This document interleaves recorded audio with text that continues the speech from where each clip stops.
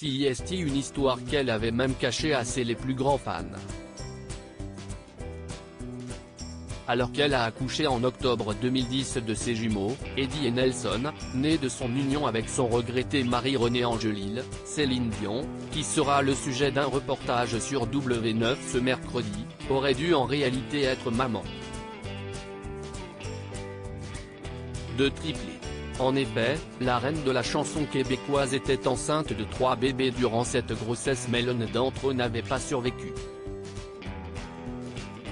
Un moment très difficile de sa vie, sur lequel elle s'était confiée juste avant d'accoucher, dans une émission présentée par son amie, la présentatrice canadienne Julie Snyder.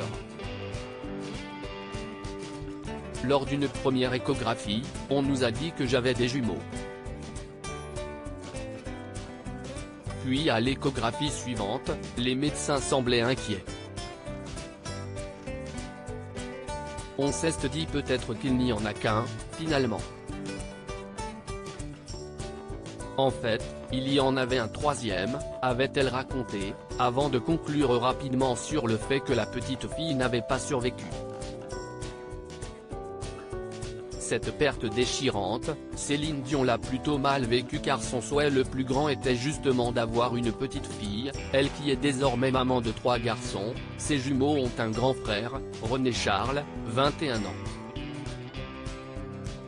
Surtout que la nouvelle est arrivée soudainement, son cœur s'est arrêté de battre 5 jours plus tard, avait-elle rapporté dans la même émission, les larmes aux yeux. Ce petit bébé a décidé de laisser la place aux 2 autres. Et ça fait un choc. Au départ, je voulais juste être enceinte, mais maintenant, je resterai toujours avec cette interrogation. Moi qui souhaitais avoir une fille. J'ai gardé le placenta et je suis quand même habité par 3 petits bébés. Une solution aurait pu, ensuite, s'imposer à Céline Dion et son mari pour avoir la fille dont ils rêvaient tant, adopter un enfant et compléter leur famille déjà nombreuse.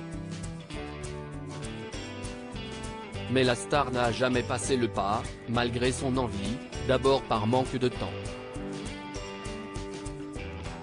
Puis par manque de son époux, décédé en 2016, René Angélil a laissé la chanteuse avec leurs 3 enfants et il est sûrement impossible pour elle d'avoir un autre enfant après ce décès difficile.